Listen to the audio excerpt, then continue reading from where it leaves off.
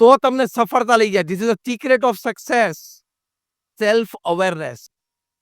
તમારી self awareness ના હોય, સ્વજાગૃતિ ના હોય ને, તો કોક એવો શબ્દ બોલી જાય, 30 વર્ષની મિત્રતા તૂટી જાય, યુનિટી તૂટી જાય. કંઈક એવી બોડી લેંગ્વેજ એક્સપ્રેસ થઈ જાય અને મિસરેડ થઈ પણ જાય અને યુનિટી તૂટી જાય, સંબંધો તૂટી જાય.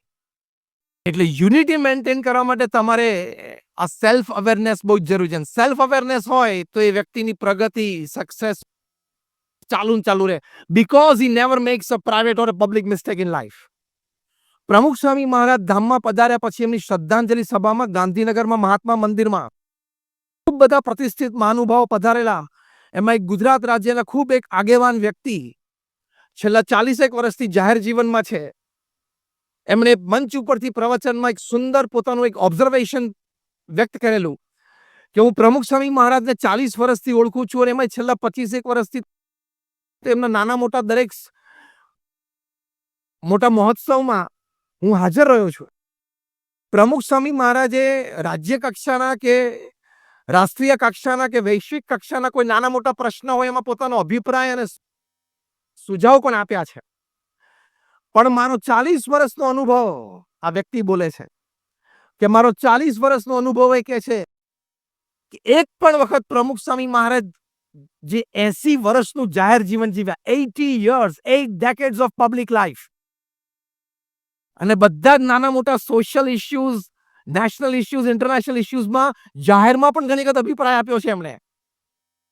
પણ એક પણ વખત પ્રમુખ સ્વામી મહારાજના મુખે એક પણ એવો સ્લીપ ઓફ ટંગ, એક પણ શબ્દ નથી નીકળ્યો જેને લઈને કોન્ટ્રોવર્સી ઊભી થઈ.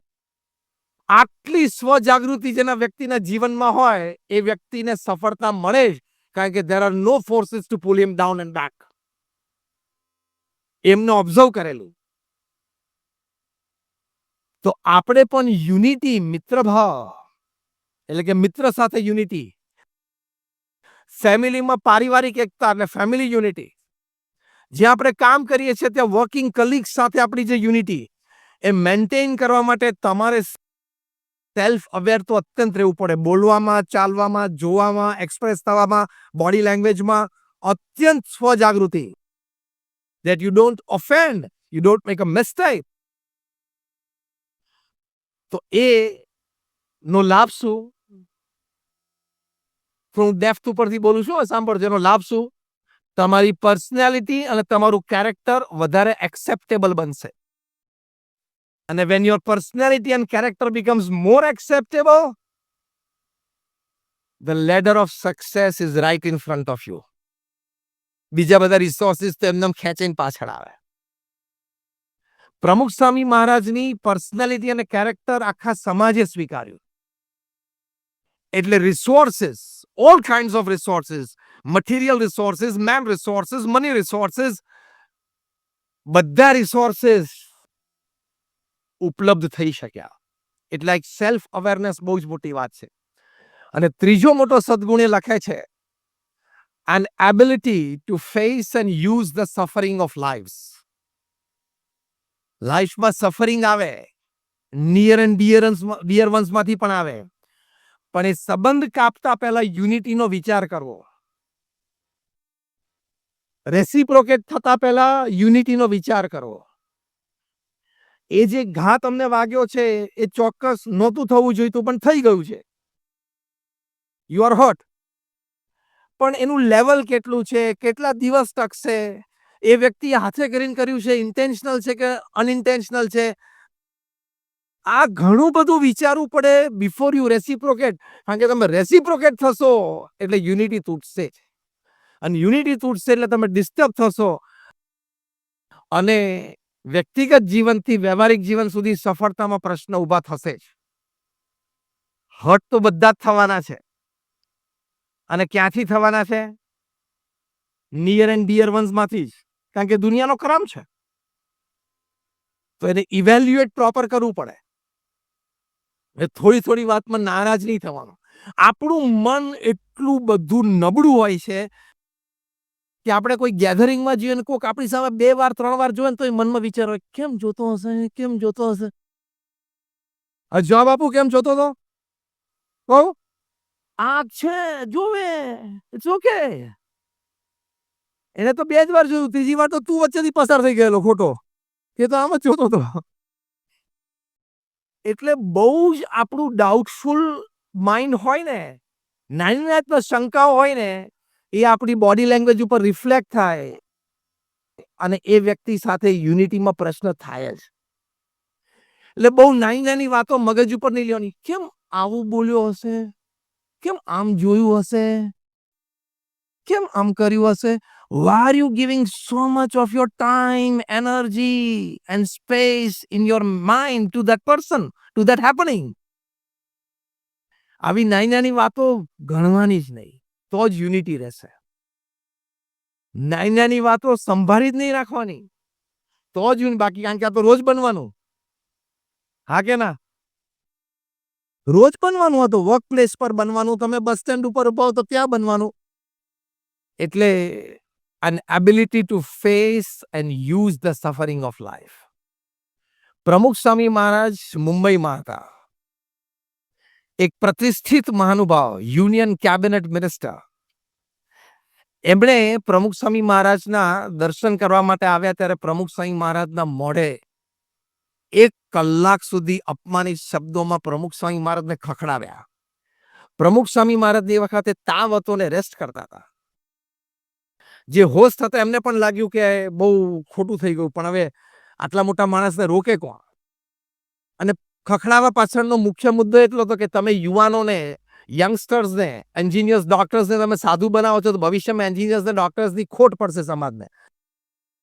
એટલે ગમે ત્યારે જોવો ત્યારે બધા પ્રોફેશનને 15% તો અનએમ્પ્લોયડ હોય જ છે ને પૃથ્વી ઉપર. એનું પહેલા વિચાર કર ને.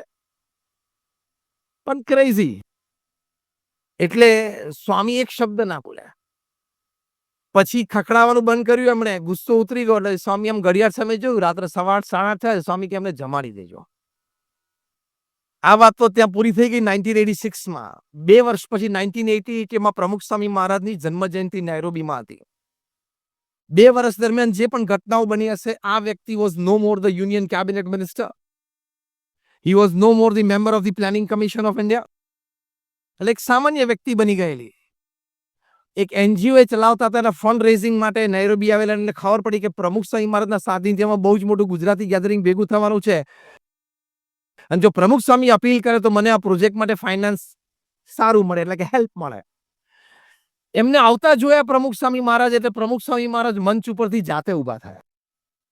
સ્ટેજના ખૂણા સુધી એમને લેવા માટે ગયા, હાથ પકડીને એમને મંચ ઉપર લાવ્યા.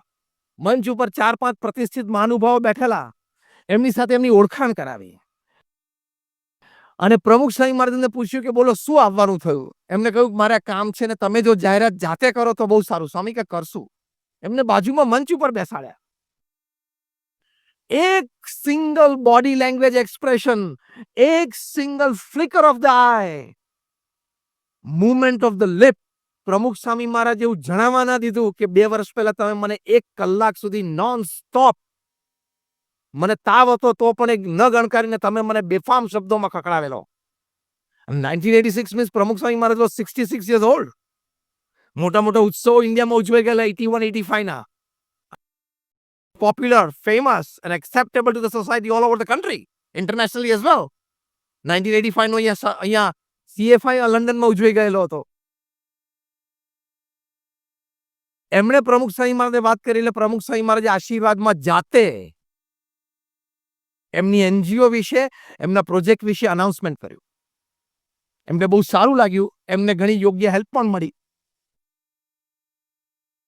અને એમને કાયમ માટે પ્રમુખ સ્વામી મહારાજ પ્રત્યે એક સદભાવ થઈ ગયો. Create unity between people and organizations is not a joke. You should learn the art of facing and using the suffering of life. એ વખતે પ્રમુખ સ્વામી મહારાજ બીજું બધું આપણે એની જગ્યા તો ઘણું કહી શક્યા હોત ને, કરી શક્યા હોત ને. પહેલો શબ્દ આવે પણ પ્રમુખ સ્વામી મહારાજ વોઝ અ ડિફરન્ટ કેરેક્ટર. આ લેવલ ના સદગુણોનું exhibition, a deep sense of oneness, deep sense of understanding હોય કે આપણે જેમ સારું કામ કરીએ છીએ એમ આ વ્યક્તિ પણ આજે એક સારું કામ કરવા માટે આવ્યા છે. સમાજનું સારું કામ થાય છે ને, સમાજની યુનિટી વધે છે ને, તો I must let go, I must forget, I must forgive. ત્યારે સંપ મેન્ટેન થાય. આપણે તો અહીંયા બેઠા છીએ, આટલો મોટો વારો તો આવવાનો નથી કોઈ દિવસ, પણ આપણે પરિવારમાં અને જ્યાં કામ કરીએ છીએ અને આપણું સોશિયલ સર્કલ છે ત્યાં થોડુંક લેટ ગો, થોડુંક મોટું મન, થોડુંક face the suffering, forget the suffering, તો એ સદગુણોથી સંપ વધે છે. એટલે 3 સદગુણ હોય તો એ સ્પિરિચ્યુઅલી હાઈ પર્સન, એટલે સ્પિરિચ્યુઅલ કોશન્ટ એનામાં છે, વાત સમજાય. First is flexibility, second is self awareness, અને third an ability to face and use the suffering of life. Unity maintain થાય. એમનું પણ સરસ કામ થયું, એમની સંસ્થાનો પ્રોજેક્ટ પણ સરસ થયો, તો એ સક્સેસ કહેવાય ને? Yes or no? The secret of success is the sense of unity. One step ahead of the sense of unity, expression of unity. આ સદગુણ આપણે શીખવાનો. પૃથ્વી ઉપર એકેડેમિકલી ક્વોલિફાઈડ લોકોની કોઈ કમી નથી, ઢગલાબંધ છે. પૃથ્વી ઉપર પ્રોફેશનલી એક્સપિરિયન્સ પીપલની કોઈ કમી નથી, ઢગલાબંધ છે. પૃથ્વી ઉપર મોટા મોટા પ્રોજેક્ટ સિંગલ હેન્ડેડલી પાર પાડી શકે એવા વ્યક્તિઓની કોઈ કમી નથી, ઢગલાબંધ છે.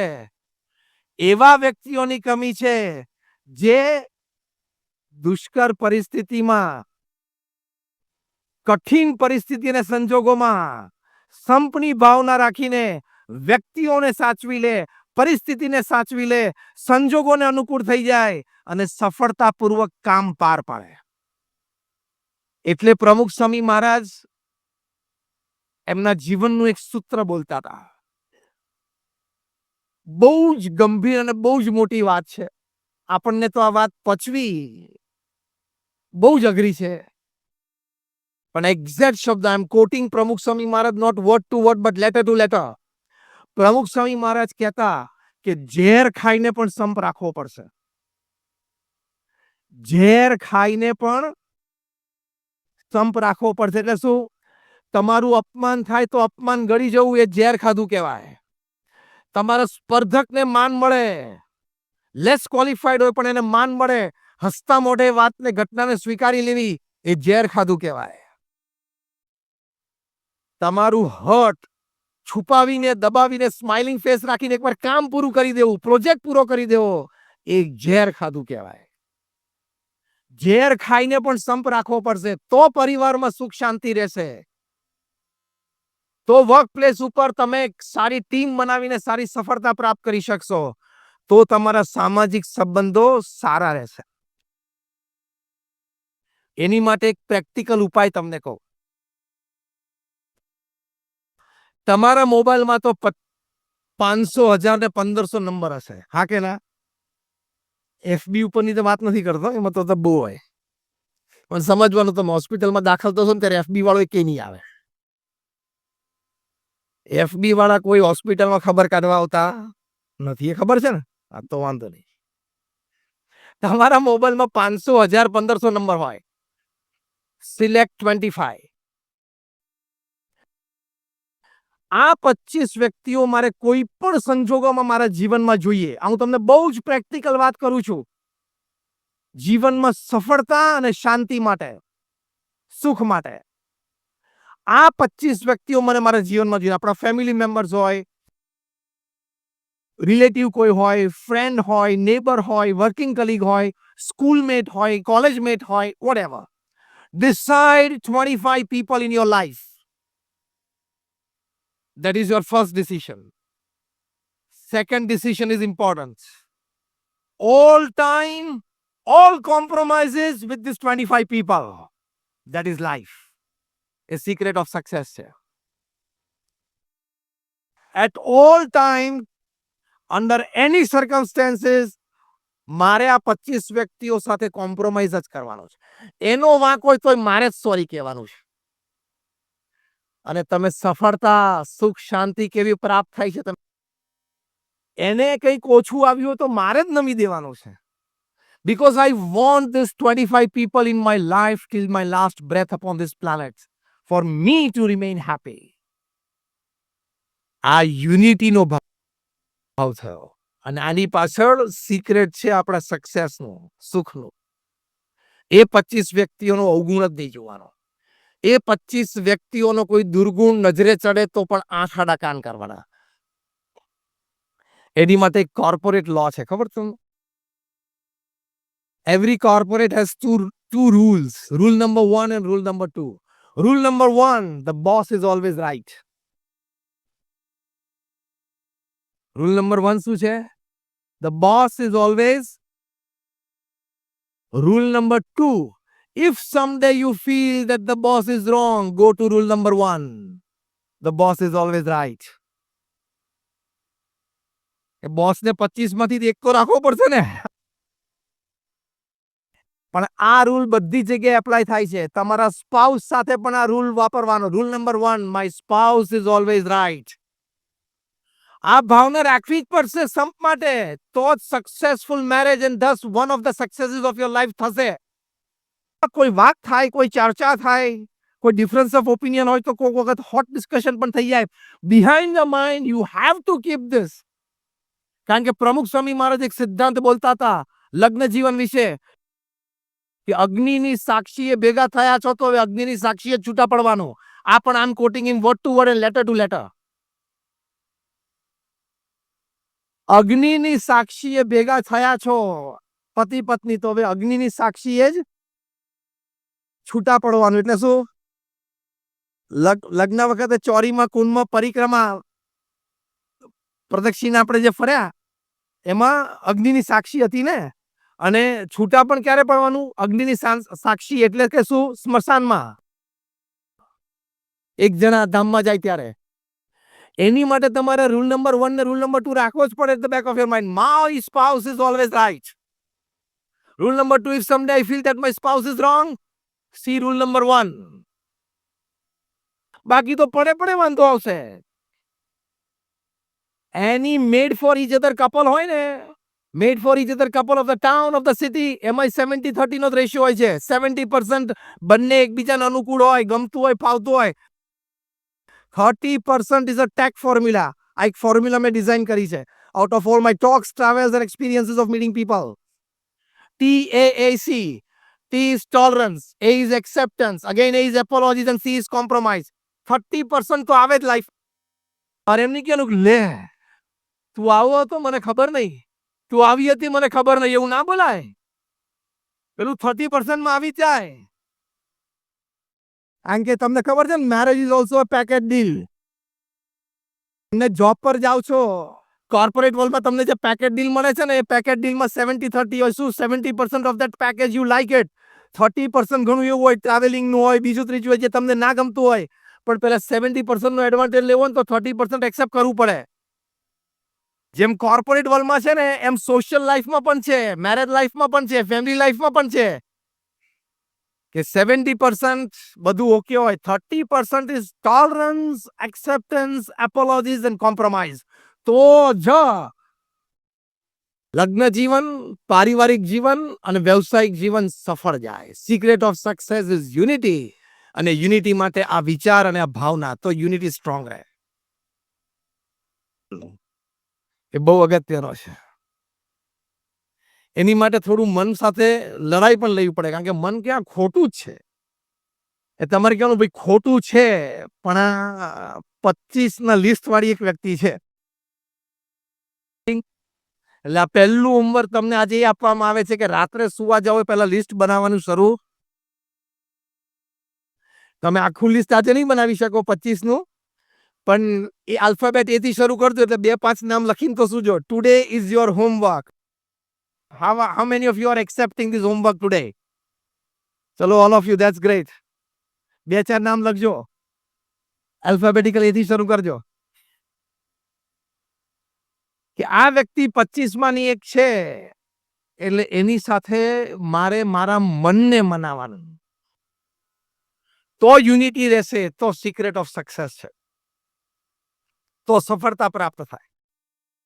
એના વિશે મનમાં ડાઉટ ઉભો થાય, એના વિશે મનમાં ક્રોધ ઉભો થાય, એના વિશે મનમાં અભાવ ઉભો થાય, તેને દબાવવો જ પડશે, નહીં તો યુનિટી તૂટશે. અને કેટલા સાથે તમે યુનિટી તોડવાના? અહીંયા સ્પાઉસ સાથે ડિવોર્સ થયા, છોકરા સાથે ના બન્યું, ઓફિસમાં બોસ સાથે ઝઘડો છે, વર્કિંગ કલીગ સાથે અબોલા છે, જશો ક્યાં? Where will you go? You will be in a constant state of worry. ઘણા નહીં આમ ફૂટપાથ ઉપર જતા હોય છે, ઝોમ્બી જેવા જ લાગે તમને. જતો જ હોય ને એનું મોઢું જોવો ને એનું બોડી લેંગ્વેજ જોવો ને ઝોમ્બી જેવા જ લાગે છે. કારણ કે એ બધી જગ્યાએ મૂંઝાયેલો છે. એને કોઈ જગ્યાએ કોમ્પ્રોમાઇઝની આત આવડતી જ નથી, કોઈ જગ્યાએ ટોલરન્સની આત આવડતી જ નથી, કોઈ જગ્યાએ અપોલોજીસની આત આવડતી જ નથી. And when he has not learned that art of compromise and tolerance, એ તમારું જીવન નિરાશામાં અને વરી સ્ટેટ ઓફ માઇન્ડમાં 24/7 365 જતું રહે. હું આંકડો શું બોલે ખબર પડી? 24/7 365 24/7 આપણે શોપ્સ હોય છે ને, 24 કલાક ખુલ્લા રહે, 7 વાગ્યા 365 days of the year and 80 is 80 years of your life. 24/7 365 80 વરી સ્ટેટમાં ના રહેવું હોય તો tolerance, acceptance, apologies and compromise which brings unity એ શીખવું જ પડશે, છૂટકો જ નથી. એટલે એની માટે મન સાથે થોડું કોમ્પ્રોમાઇઝ કરતા શીખવું પડે. એક બહુ સરસ પુસ્તક છે જે પ્રોફેશનલ્સ હોય એ ચોક્કસ વાંચજો. The title of the book is Still Power. મેં કોરોના દરમિયાન પુસ્તક વાંચ્યું, Still Power. ગેરેટ ક્રેમરે આ લખ્યું છે પુસ્તક. He is a sports psychologist. પણ એમને બહુ સુંદર એક વાત લખી છે અંદર કે for a sportsman or any human being life માટે ટુ પરફોર્મ વેલ, એને પોતાના મન સાથે શું વાર્તાલાપ કરવો જોઈએ. એમાંથી એમણે એક ફોર્મ્યુલા આ પુસ્તકમાં બહુ સરસ લખી છે. બહુ સાંભળવા જેવી ને સમજવા જેવી વાત છે. એ ફોર્મ્યુલા શું છે? Performance is equal to potential minus internal interference. બહુ જ સમજવા જેવી ફોર્મ્યુલા છે. I am repeating again. Performance is equal to potential minus internal interference. આની સમજૂતી આપતા એક વાક્ય, બે વાક્ય મેં લખે છે ધી ઓથર ગેરેટ ક્રેમર. એ લખે છે કે પરફોર્મન્સ માટે એટલે કે સક્સેસ માટે, આપણે સિક્રેટ ઓફ સક્સેસ જ સમજીએ, સક્સેસ કે પરફોર્મન્સ માટે તમારે you have to constantly check the dialogues going on inside rather, કે અંદર તમારે શું વાર્તાલાપ ચાલે છે, કરું ના કરું, પેલો માણસ મને સપોર્ટ કરશે નહીં કરે, મારે શું કરવું પડશે નહીં કરવું પડે, આને સમજાવવું પડશે અને કહેવું પડે, કેટલો બધો ઇન્ટરનલ ડાયલોગ ચાલતો હોય. એને બહુ જ સારી રીતે ઓબ્ઝર્વ કરવું પડશે, બહુ સારી રીતે કંટ્રોલ કરવો પડશે. અને પછી જે વસ્તુ સાચી અને સારી હોય, જરૂરી હોય, એની માટે તમારે કોમ્પ્રોમાઇઝ કરવું પડે, મનગમતું મૂકવું પડે તો એ કરી દેવાનું, પણ ઇન્ટરનલ ડાયલોગ સાચો રાખવાનો, તો તમારું પરફોર્મન્સ બહુ સારું જશે. આ ઇક્વેશનનો એ પણ મતલબ છે કે તમે હાઈ ઓન પોટેન્શિયલ હો, performance is equal to potential minus internal interference. High on potential હો પણ ઇન્ટરનલ ઇન્ટરફિયરન્સ પણ વધારે આવતું હોય તો પરફોર્મન્સ ઉપર ઇફેક્ટ આવશે જ, આવે જ. એટલે તમે સક્સેસફુલ ન થઈ શકો. એટલે યુનિટી રાખવા માટે ઇન્ટરનલ ડાયલોગ રાખવો બહુ જ જરૂરી છે. સત્વ એટલે કે ઇન્ટરનલ ડાયલોગ સાત્વિક હોવો જોઈએ. એ પણ આ વાત બહુ સુંદર લખી છે. તો આવા થોડા કારણો છે જેને લઈને આપણી યુનિટી વધતી હોય અને સફળતા બહુ જ મોટી પ્રાપ્ત થતી હોય. 2020માં ઇન્ડિયાની ક્રિકેટ ટીમ ઓસ્ટ્રેલિયા ગઈ. એમાં પહેલી ટેસ્ટ મેચમાં ફર્સ્ટ ઇનિંગ્સમાં આખી ઇન્ડિયાની ટીમ 36માં ઓલ આઉટ થઈ ગયેલી. 2020માં 36 ઓલ આઉટ. અને બધા ગ્રેટ્સ હતા અંદર, વિરાટ કોહલી સહિત બધા હતા અંદર. 36 ઓલ આઉટ અને બહુ ખરાબ રીતે ટેસ્ટ મેચ હાર્યા. પછી હવે 36માં ટેસ્ટમાં તમે ઓલ આઉટ થઈ જાઓ કેટલું ખરાબ કહેવાય. હવે ઇન્ટરનલ ડાયલોગ કેટલો ચાલ્યો હશે બધા પ્લેયર્સને, પણ બોર્ડ રૂમમાં બધા બેઠા players including Virat Kohli and everybody. પહેલું નક્કી શું કર્યું કે આની ઇફેક્ટ આપણા મગજ ઉપર સવાર નથી થવા દેવી. See it's a decision. બીજું, આપણે કોઈ એકબીજાનો વાંક કાઢવો નથી. This is unity. કારણ કે 36મો ઓલ આઉટ એટલે બધા એકબીજા સામે આગળ ચીંધી શકે ને. આઉટસાઇડ ધી ઓફ સ્ટમ્પ બોલ થતો શું કામ તે મારવા ગયેલો, પેલો કે તારે લેગની બાજુ હતું તું શું કામ પગ બહાર કાઢ્યો. કોઈએ એકબીજાનો વાંક કાઢવાનો. Sense of unity. નક્કી કર્યું કે કોઈએ એકબીજાનો વાંક કાઢવાનો નહીં. પહેલું શું નક્કી કર્યું, ભૂલી જવાનું છે. આની ઇફેક્ટ મગજ ઉપર લાવવા દેવાની નથી, જાણે કે આ બન્યું જ નથી. બીજું, કોઈ એકબીજાનો વાંક કાઢવો નહીં. અને ત્રીજું, નેક્સ્ટ ટેસ્ટમાં we go with full potential with zero internal interference. Internal interference આ બે જ હતું કે હા આટલી ખરાબ રીતે આઉટ થઈ ગયા, એ ઇન્ટરનલ ઇન્ટરફિયરન્સ હતું, અથવા તો એકબીજા પ્રત્યે દોષારોપણ, એ ઇન્ટરનલ ઇન્ટરફિયરન્સ હતું. આ બંને ઝીરો કરી દેવા છે. અને સેકન્ડ ટેસ્ટમાં ઇન્ડિયા ડિફીટેડ ઓસ્ટ્રેલિયા અને ટેસ્ટ મેચ જીતી ઓસ્ટ્રેલિયન સોઇલ ઉપર. ફર્સ્ટ ટેસ્ટમાં 36મો ઓલ આઉટ થઈ ગયા, બીજી ટેસ્ટ જીતી. કેમ? નક્કી કરેલું કે આ સિચ્યુએશનની ઇફેક્ટ મગજ ઉપર નથી આવવા દેવી અને એકબીજાના વાંક કે ગુના આપણે જોવા નથી. તો જો સક્સેસ મળ્યો ને, સફળતા મળી ને, એટલે unity has power, tremendous power.